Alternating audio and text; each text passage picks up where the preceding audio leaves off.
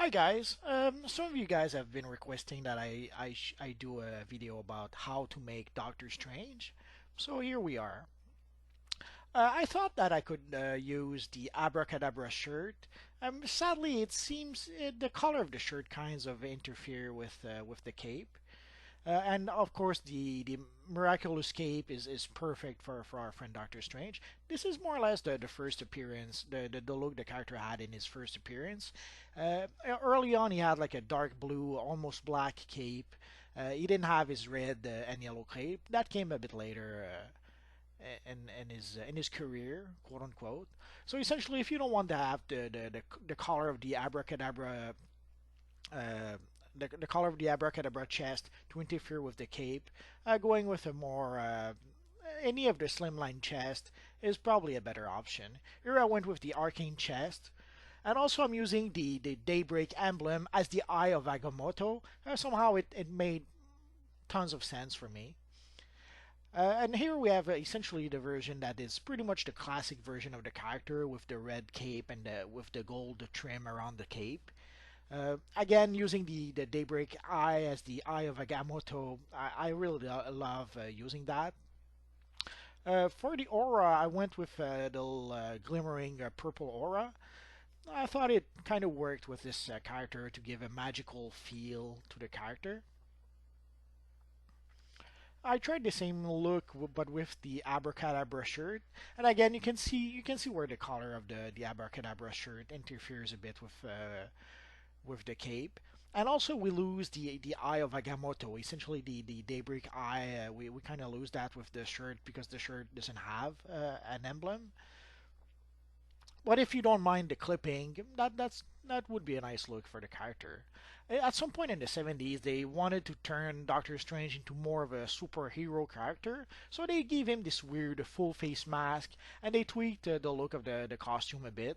Again, I couldn't really get a chest. The biggest challenge with making Doctor Strange, I just found out, was trying to find a proper chest that actually is like the Doctor Strange chest.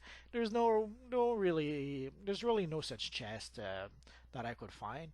So I went with as close as I could get, or at least with a somewhat arcane looking chest. And again in the 90s, they decided to try again to give a full face mask to Doctor Strange. Again, most likely to try to turn him more into some sort of superheroes. That look didn't last long. It was in and out pretty quickly. I was a bit surprised how easy it was to recreate that look. Although the face isn't quite right, the look is pretty much faithful to that version of the character. And of course, again, at some point, in order to try to make it more quote unquote realistic, they decided to get rid of the cape and they replaced the cape with some sort of trench coat. It's something they did in the late 80s, early 90s when they were trying to make characters more realistic. They did the same with the Punisher in the sense that they gave him this sort of trench coat at some point. Here is another version of more or less the same look, although it doesn't have as big a color as the other one. So a bigger color would be better for that look. And of course, we kind of lose the Eye of Agamotto, but in this case, we can still keep it on the back. So I wish we could have that look with a bigger color and keep the eye, but now what can you do? Here's an attempt to try and recreate the look of the movie version of Doctor Strange. Here I went with the classic cape. You're going to see why in a minute. So essentially the color is the color of the coat. The cape doesn't have a color. Ideally the color should be red to match with the movie version, but we're going to see why. So essentially here I tried to add to use the miraculous cape. That cape would be perfect for the movie version of the character. Sadly, with that chest, it doesn't really work. Uh, Although again, if you don't mind the clipping, well then sure the look works fine.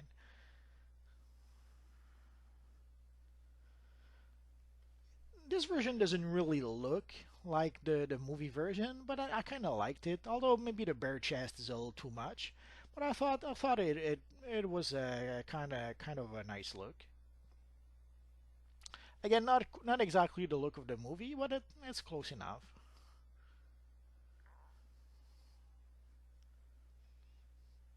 Again, this doesn't really look like anything in the movie, but I thought it was a nice look for the character. I thought it was a nice chest that kind of screams magic, mysticism, and that kind of stuff. This is the Drude Chest, so that's probably why it kind of sells the idea that this is a magic using guy. Somehow, not sure why it didn't occur to me to use. This is the Doctor Fate chest, essentially that you can get in the Watchtower, and the shining emblem on the chest. Holy crap, that works really well for the Eye of Agamotto also. So eventually, when my Doctor Strange is a high level enough, I'll probably use that chest at least for one of the armories. So again, there's a few other chests I tried, but again, the bigger challenge with Doctor Strange is to try to find a chest that actually looks like what he was using in the comics. And so far, I haven't really found a chest that really looks like what the character was using in the comics.